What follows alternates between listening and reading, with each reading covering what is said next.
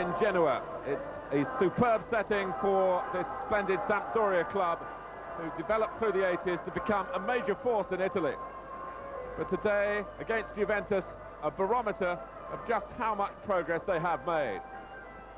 But their team plans have been disrupted by an injury problem just prior to the kickoff to Sreko Katanec. Katanec, the Yugoslav international, pulled out of the team so late that his name is still in the Italian television computer, which provides us with our team captains here. But at number 3, Giovanni Invernizi will play. Sampdoria are also without their regular sweeper, Luca Pellegrini. 22-year-old Marco Lana carries those responsibilities this afternoon.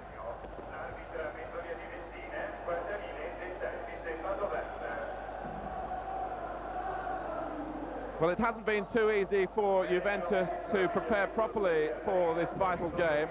Their difficulty, well, half of the team have been away on international duty with Italy. But they did receive a terrific boost when Roberto Baggio, who limped off against Atalanta 2 weeks ago and looked as though he would be missing for several weeks. But he is back today. And also back Giancarlo Marocchi, who was suspended from last Sunday's win over Cesena. Juventus have the proudest record in the Italian First Division, but if Sampdoria can beat them today, they can move closer to their ultimate ambition, winning the Italian Championship for the very first time.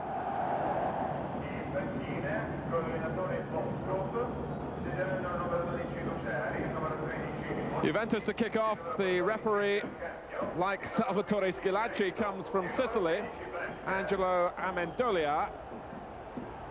Schillaci and Italy's latest international, Pierluigi Casiraghi, who made his debut against Belgium on Wednesday in a goalless draw, preparing to get the game underway in a stadium here that Trevor Francis knows so well. Yes, I certainly do, and absolutely delighted with the lineup of Juventus this afternoon, because there was a suggestion that perhaps they would come looking for a point. But that can't possibly happen with the likes of Casiraghi, Schillaci, Baggio and Hessler all in the same team. They're obviously coming here to try and beat Sampdoria. Well, it's certain to be an afternoon of comparisons with Vialli and Mancini. Sampdoria set so much store by their contribution, but Schillaci immediately giving a problem to Manini, who just pushed him in the back. And a Juventus free kick inside 45 seconds. Looking for Fortunato there.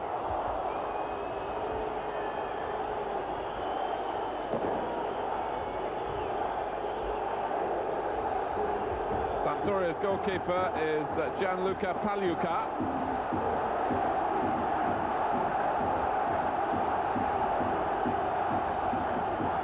Points separating the sides,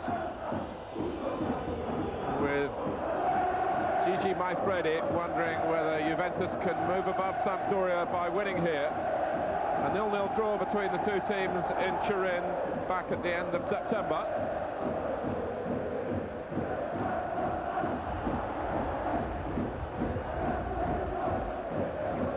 De Agostini. Casiraghi will have unhappy memories of this ground. The last time Juventus came here towards the end of last season was on the day of his 21st birthday, but he was sent off.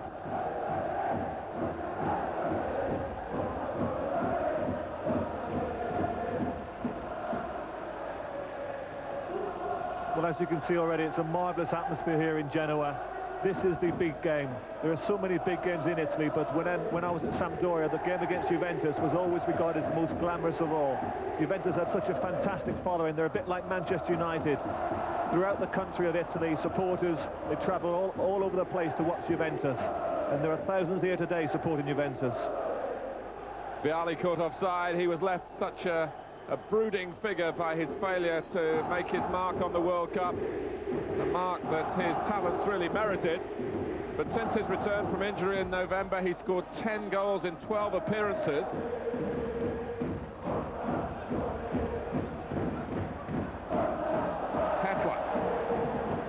Here's Casiraghi.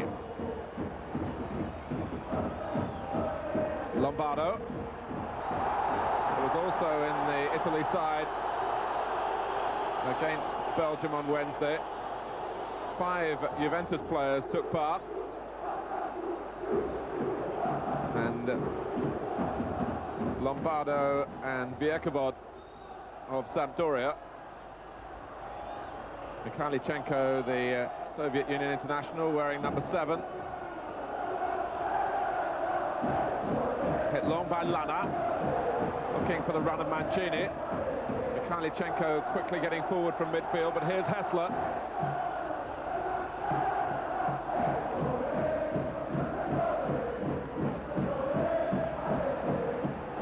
Sampdoria have won their last 4 matches.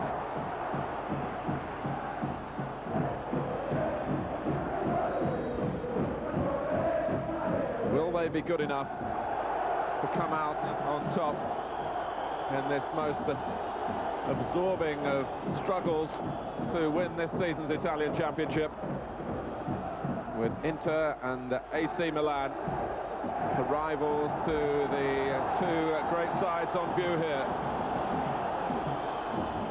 Very, very hard to predict.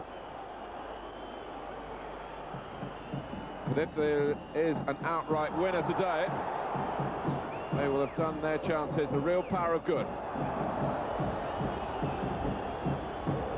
Gallia, who played for Sampdoria in Trevor Francis's time here, pushing forward for Juventus. Baggio, back from this hamstring injury, working a short corner.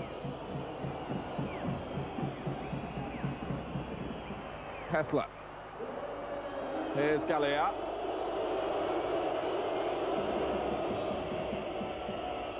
Looking to show Casiraghi's prowess in the air. De Agostini. Baggio. It was well hit. Maybe the save a little on the showy side from Pagliuca. Great shot from Baggio there, and I don't think Pagliuca wanted to take any chances at all. The ball's a little bit slippery due to overnight rain. He didn't want to take a chance by trying to hold on to the ball. I feel he did right there by putting it over the crossbar. The Juventus corner. Casiraghi getting to it, but there was some pushing.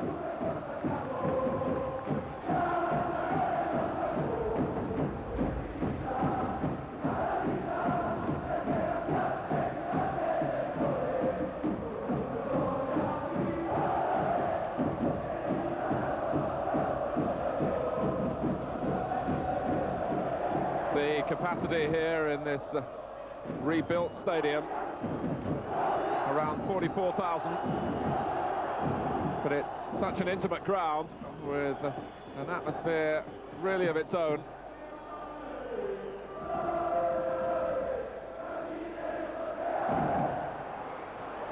That's Mancini. Lombardo hoping it might drop his way. It has done.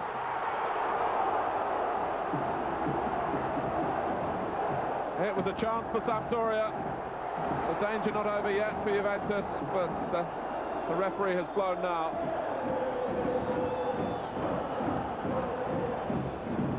It certainly was a good chance for Lombardo. It was a bad mistake by, I believe it was De Agostini in the Juventus defence, and Lombardo should have done better.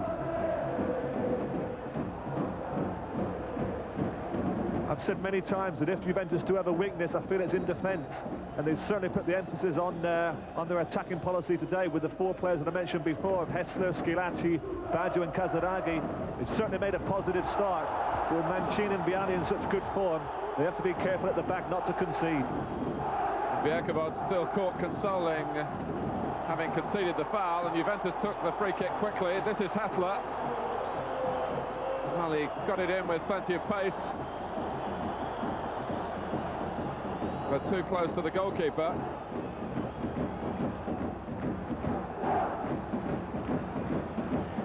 Mikhailichenko. Lombardo.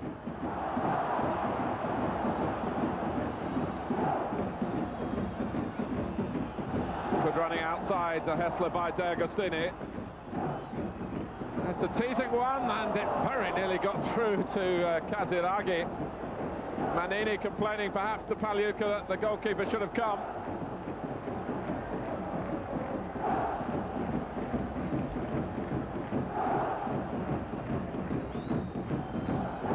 Well, he did that time. Well, it's a teasing sort of ball from Hessler, quite an intelligent ball, played in behind Manini. It was a good job he got his foot to it because Casaraghi was coming in behind. Julio Cesar drops off Mikhailichenko. Here's Mancini, taking two with him, still getting in the cross. Vialli really trying to climb at the far post. And the ball has gone out of play.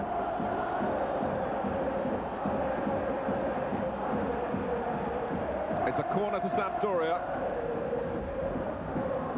Mancini and Vialli trying to conjure something from it.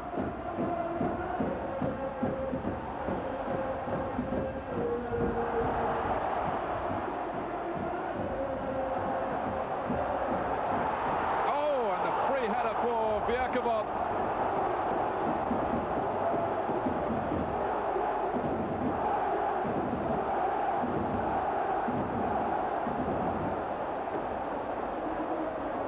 Well, he came in unattended at the near post.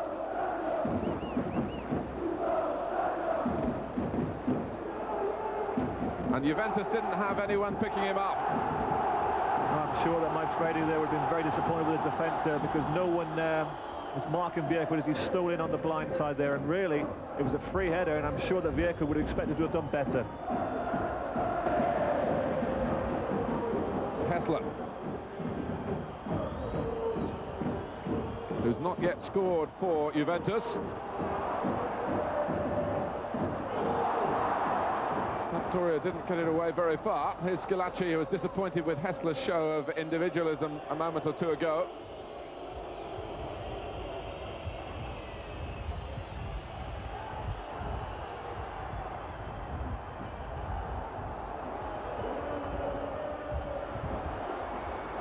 And down goes Mikhailichenko.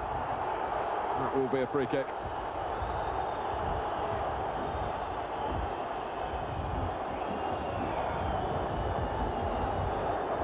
Just mentioned there Thomas Hessler, but it makes a change really, Martin, that normally on this programme we're always praising the foreign players such as the Van Bastens and the Maradonas and the Hullits, but really today's game, although there is Hessler and there's Mikhailichenko and there's Julio Cesar, today's game is about the home-based Italians, the likes of Casaraghi, Schillaci and Baggio on one team, and of course Mancini and Vialli on the other side. Sampdoria do have the now 35-year-old Toninho Cerezo, the Brazilian, as one of their substitutes today. He's been out of the league side since the end of October through injury. But it's Mancini combining with Vialli. Now Hessler, and it's Sampdoria's turn to chase back and try and stop this flowing Juventus attack here. They've done so only through Lana being penalised on Marocchi. And the other point is, of course, that Sampdoria are without Katanic, their Yugoslavian international. So although both teams are allowed 3 foreigners, in fact on today's game on display we only have 3 foreigners in the game. And it's a most compelling game.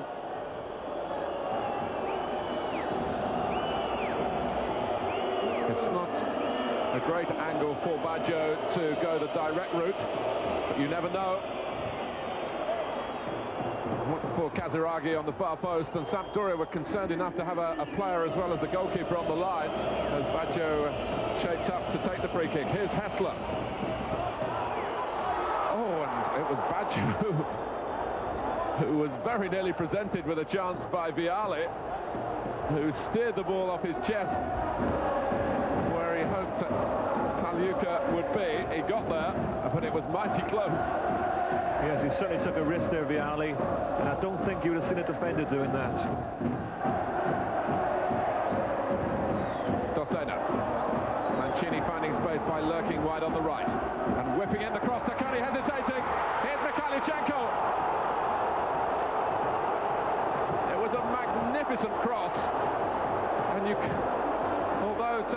was uncertain. You can't blame him, really. It was so teasing. Mikhailichenko had the chance. Yes, it was a great cross. That's why Mancini is so unpredictable. We've just seen prior to that a corner which he kicked into the crowd. He completely wasted a free kick, put it into Taccone's hands. But there, that was a magnificent free kick which caused Taccone all sorts of problems. And from the replay behind the goal, you saw for an instant that Mikhailichenko actually had a part of the goal unattended to aim at by the far post as we look from this angle. But in dragging it a little more towards the centre, there were bodies in the way.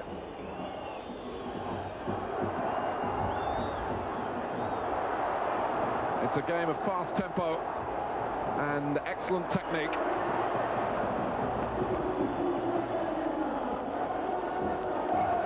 Schillaci with those expressive eyes.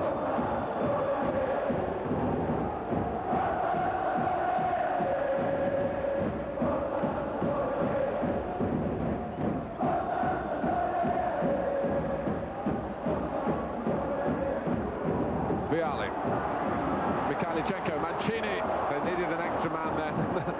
Vialli was late on parade. Viekabon.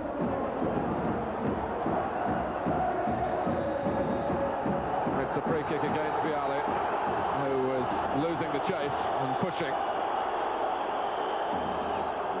And Maifredi, very animated, feeling perhaps that Juventus, who began the game well enough and were playing to the strengths of this attack-minded formation,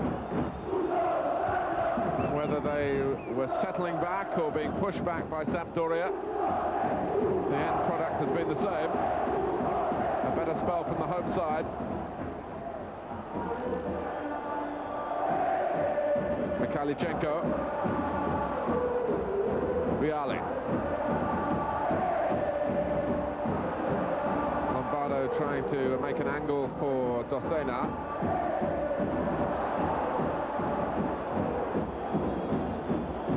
Here's Hessler.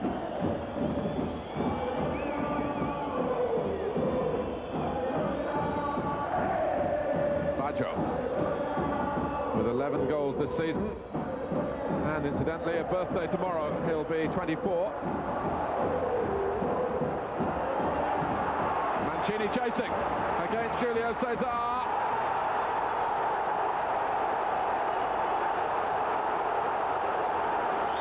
No penalty. He got into the area here and seemed to settle for going down when he was actually ahead of the defender.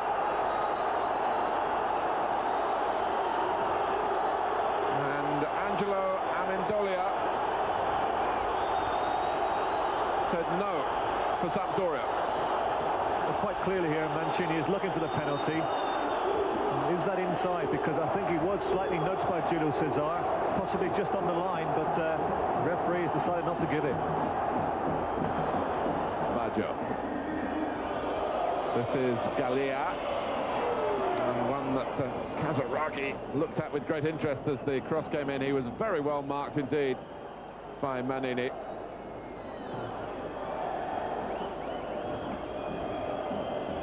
Gallia, who was a Sampdoria player between 1983 and 1986.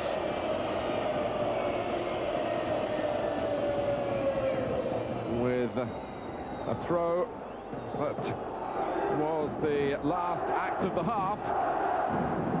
It's a half that began well for Juventus, who've come here really with all their talents on show. Casiraghi complaining that he hasn't been treated fairly by referee Amendolia. But Sampdoria got stronger as the half wore on, with Vialli and Mancini beginning to put things together. Here are the statistics of the first half: 3 corners apiece, 9 shots, and as you can see, more from Sampdoria, and they came in the later stages of the half. A good chance for Mikhailichenko after Mancini had whipped the ball across the face of the goal. But at half-time in Genoa, it's Sampdoria 0, Juventus 0. Cross to the dugout, with no doubt about the talking point at half-time, the incident involving Mancini and Julio Cesar. They've been playing around with the incident on the Italian television coverage, and I think it proved quite conclusively, if there was a foul, it was outside of the area, although Mancini toppled into it.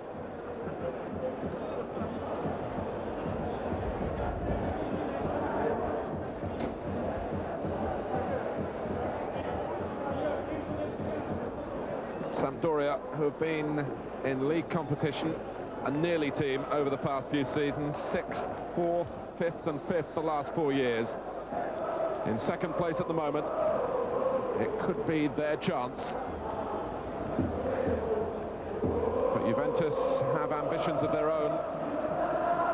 To have gone since 1986 without really challenging for the title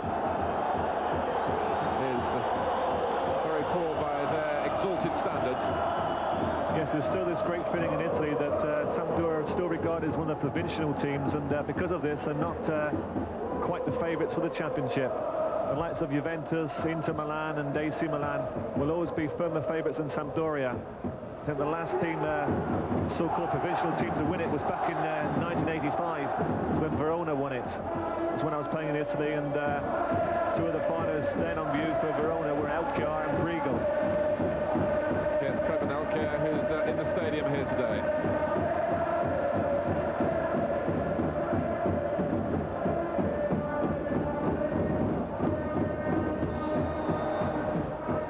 We should also say, of course, that Napoli hadn't won the championship until Maradona arrived, so maybe Mikhailichenko can have those plaudits poured upon him if in his first season as a foreign player he can steer or help steer Sampdoria to the title for the first time. Yes, I certainly feel that was a good signing by Mantovani, the Sampdoria president. But as I mentioned before, they do need the other two foreigners back as quickly as possible, Katanich and Cerezo. It's important that you make full use of the allowance of 3 foreign players. Lana takes the free kick.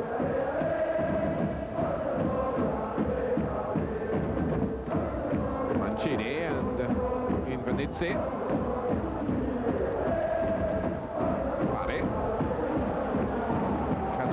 Doing the chasing, hoping for a slip. It has been difficult for Casiraghi and Schillaci. Yes, I think that although the two of them have been a bit disappointing during the first 45 minutes, I think it's also fair to give credit to the two markers. That's Vieco, who's been marking very well Schillaci, and Manini, who's been doing a great job on Casiraghi. We're always too quick to criticise front players when they're not playing well, but we don't give the credit that's due to the defenders, because as we've seen so many times in Italy, they really are experts at defending.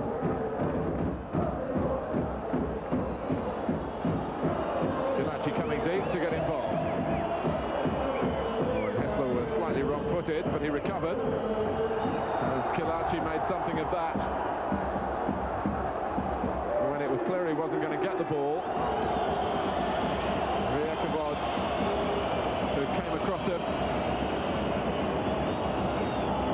and the free kick given 3 minutes into the second half to be taken by Thomas Hessler.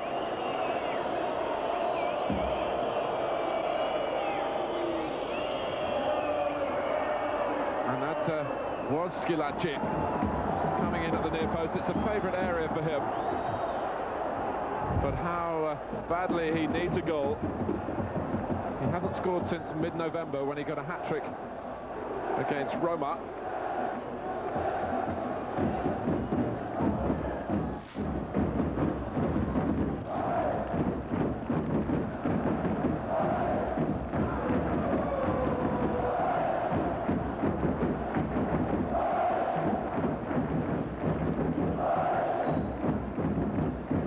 Mikhailichenko.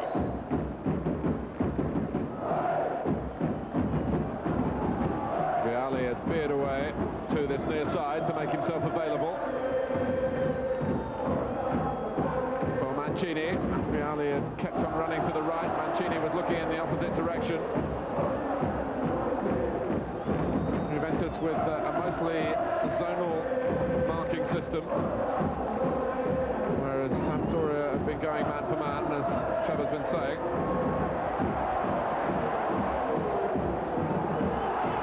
And here is Mancini with a lot of space, a lot of control, and that's got to be a penalty. Absolutely no doubt about that.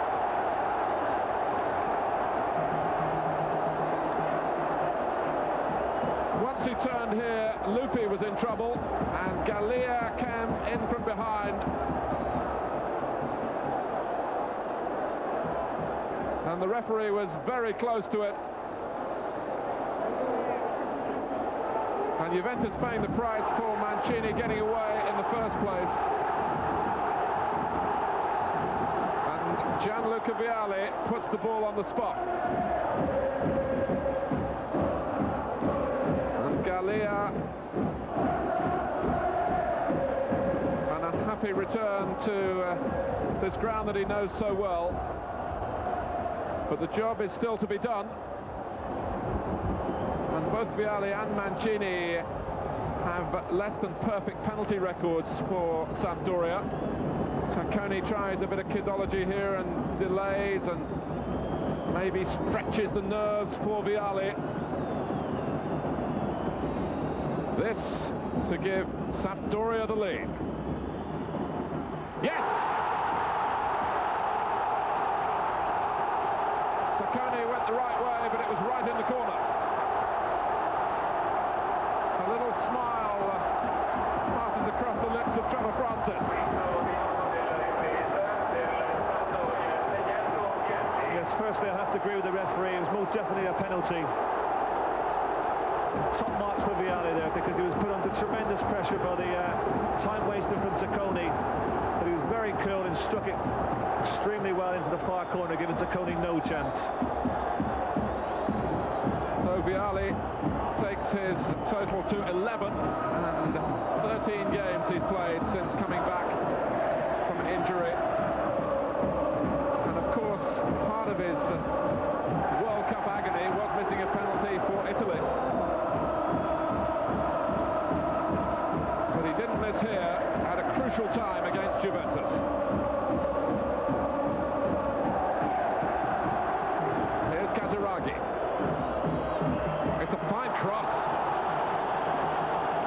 in that it took out the last defender. It was very awkward for Baggio, even with the range of skills at his disposal. A tremendous crossfield pass by Kaziragi, and if Baggio looks at that again, I'm sure that next time he had that sort of chance, he would have brought it down with his left foot and had two touches. He tried the left foot volley, and obviously it was the wrong selection. Mikhailichenko.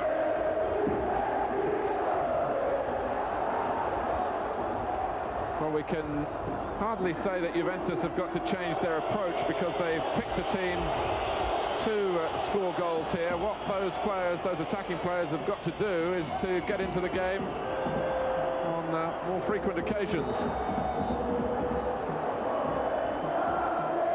And a little bit of eyeballing here between Hessler and Invernizzi.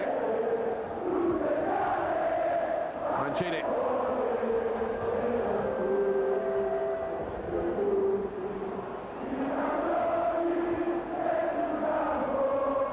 Gallia.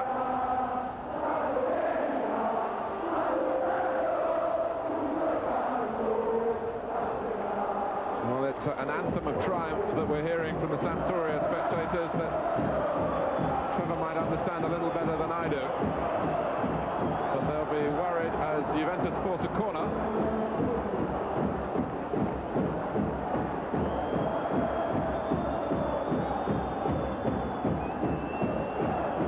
Well, already you get the feeling that with that goal going in for Sampdoria, it's had the necessary effect on Juventus, which certainly now appear to be playing with a lot more purpose, determined to get the equaliser as soon as possible.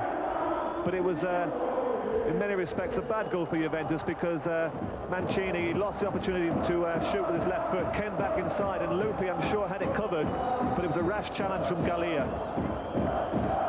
This is D'Agostini.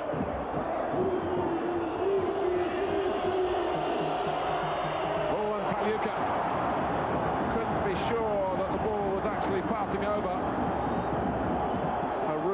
Schillaci.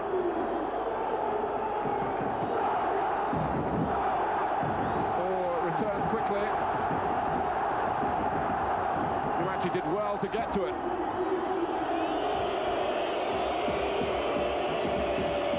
Hessler's corner, and that was Fortunato coming in. He was a scorer last week in the Juventus victory against Cesena. Yes, just referring to that header there by Schillaci. It was a tremendous leap, and despite the fact that he hasn't been scoring goals of recent weeks, he's still a constant threat to the Sampdoria defence, because he keeps looking for the ball in the danger areas, and he certainly has his fair share of attempts at goal. And although he hasn't scored for Italy since the World Cup, he was highly praised for his midweek performance in the friendly against Belgium. Vialli left alone to chase this one. De Agostini. Too tight on the far side.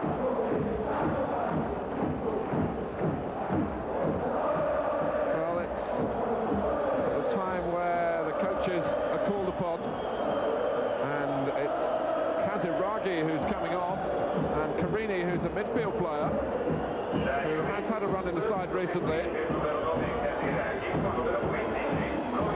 He's the replacement.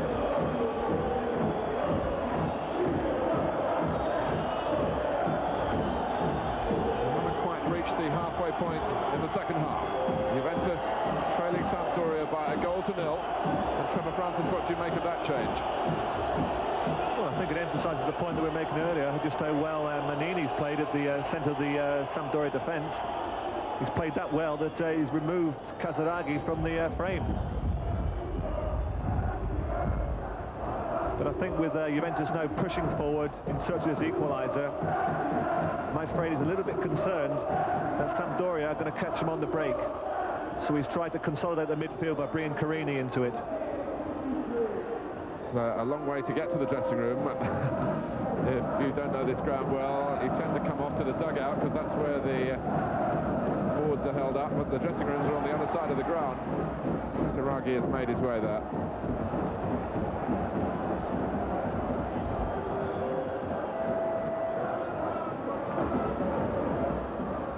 Vialli making it uncomfortable for Lupi.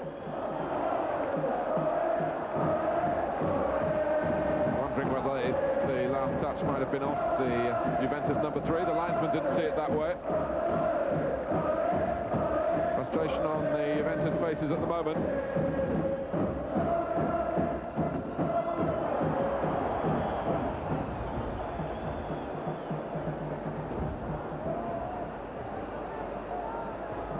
This Sampdoria team are certainly making it difficult for Juventus. They're doing so much hard work. They're pressing very, very quickly, not letting Juventus settle at all on the ball. And I think we have to give a lot of credit here to Boskov, the manager, who's done a marvellous job since he's come to Sampdoria. Yes, the Yugoslav-born Boskov, who's plied his trade all over Europe. There are fears in Genoa that at the end of the season they may possibly lose Boskov. I know he's been linked with Real Madrid and also with Napoli. This is Lombardo trying to give sanctuary to Sampdoria with a 2-goal lead. Yes, they feel that he may be asked to go down to Napoli to replace Bigon, but I think that there'll be a lot of sad Sampdoria supporters if that was to happen, because, as I say, he's certainly done a great job here.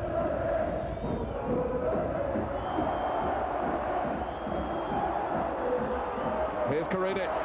This is a chance for Juventus. Schillaci tried the shot.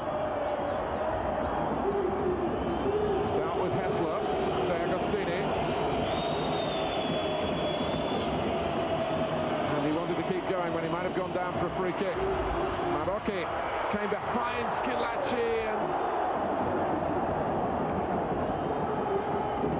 keeps making those runs in there, and surely the ball will come right for him soon. 10 minutes to go. Carini's cross.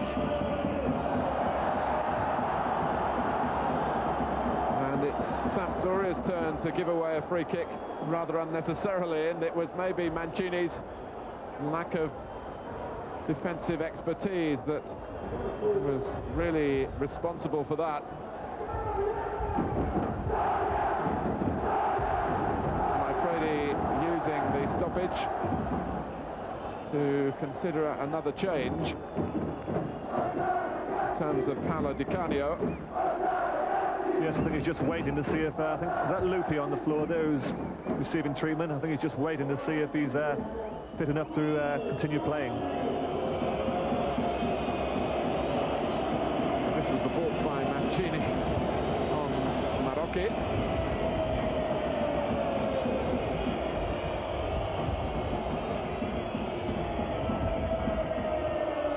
Nine minutes to go, plus the time to be added on for this stoppage plus the others.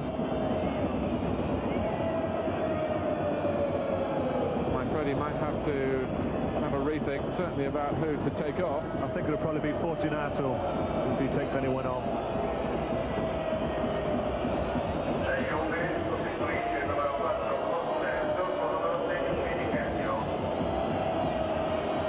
Di Canio comes on at a promising time for Juventus.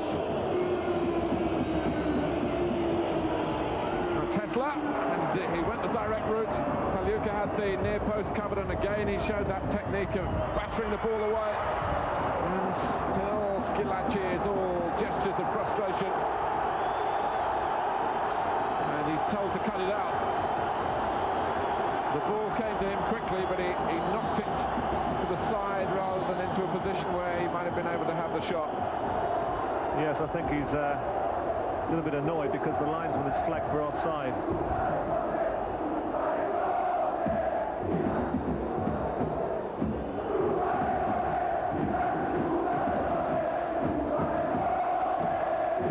But even so, if it hadn't been offside, he hadn't dealt with it in the sharpest of manners. It was a stretch to get there, but it was a tense stretch in keeping with his current situation.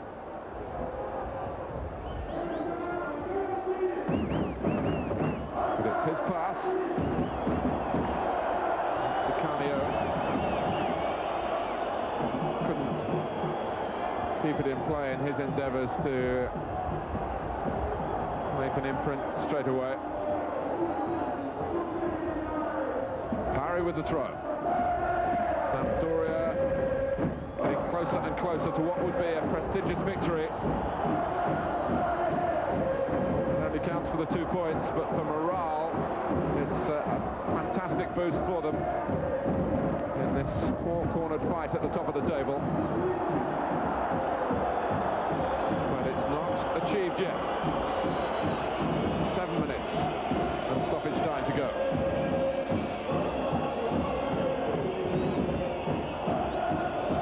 Who conceded the penalty that produced the difference between the two teams. Hessler. Now Gallia. Juventus trying to get in a decent cross. Gallia prevented from achieving that by Dossena's vigilance. Mikhailichenko urging himself forward to Mancini's return pass. Just trying to use his body to kid Carini. Boskov is really like the conductor of the orchestra out there now, trying to keep the tempo going. He's such an important player, Mikhailichenko, for Sampdoria. I think he's the type of player that every manager wants to have in his midfield. As you say, he's literally everywhere.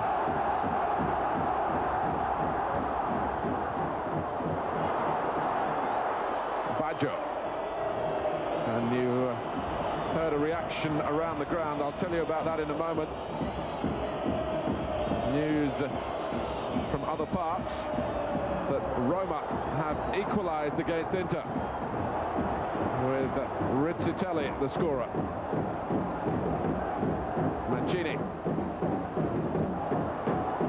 I'm not sure that he was tripped. And the referee ordered him to go on.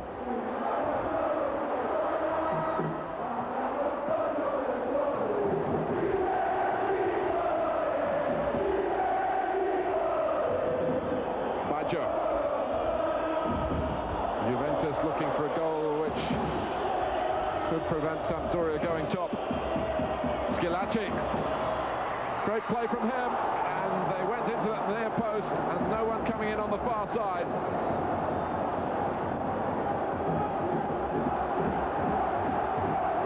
And that was as nervy a moment really as Sampdoria have had. Here's Mancini. Lupi left his leg out, but Schillaci showing that he is not just a goal scorer, but he is a capable provider as well. And Maifredi feeling that Schillaci didn't have the right sort of support in the centre. That could have been the chance to equalise. Julio Cesar with the sort of urgency that Juventus need in abundance now. Cosena came back alongside him and just nudged him down. Kessler trying to take the free kick quickly, but not from the right place. And still Sampdoria waiting to make the change. It's something that coaches often do. It does take a few seconds at the latter stages. And it does disrupt the opposition. It makes them wait when that's the last thing they want to do.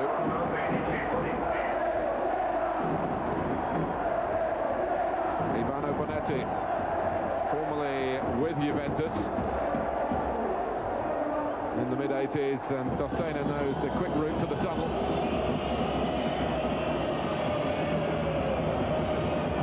I think he's going to the dressing room, Martin, to put the champagne on ice. Well, we haven't earned it yet. Julio Cesar. Schillaci will go for this one. And Mancini didn't want to just boot it away. He thought about it, he saw Vialli. And it's controlled Sampdoria progress. Mancini quickly up to help Vialli. Very nearly giving Bonetti a chance with his first impact on the game. That was good intelligent play there from Vialli, because he had the opportunity to play the ball through the centre for a colleague who was making a good forward run. But he did the right thing. He kept possession, took it out to the touchline, and there was no danger there for Juventus of winning the ball from him. Lombardo. Sampdoria very, very close now.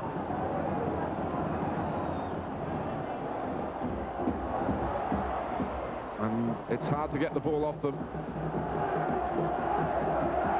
when they're brimming with confidence and optimism that this position will obviously have given them.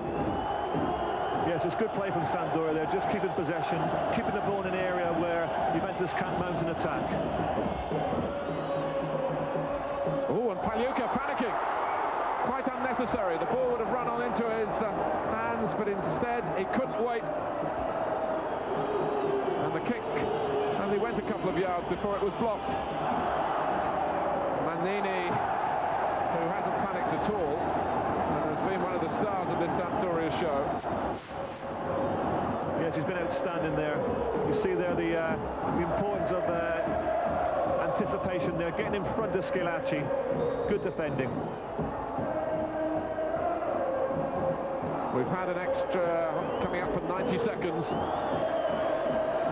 Well, we came here to praise the might of Mancini and Vialli, to look at Mikhailichenko, but the players behind them have really built the platform for this Sampdoria success. Of course, to win a game, you've got to have your talented players involved at some stage, and Mancini went down for the penalty, which Vialli scored to win Sampdoria a very, very important 2 points. We'll have to wait to find out whether it takes them to the top of the table. Juventus certainly can't be faulted for the way they approached the game in the team that was picked, but Maifredi will look back and wonder how much Sampdoria's success was down to the quality of the opposition, and particularly the defending. I'm sure he would recognise that, and how much his players weren't quite good enough on the day. Those statistics there suggest that Juventus had considerably more possession. I've come over the past few weeks to doubt their accuracy in truth. But Sampdoria got it right. Boskov has another triumph to his name. So a great day for Sampdoria. They've beaten Juventus by 1-0.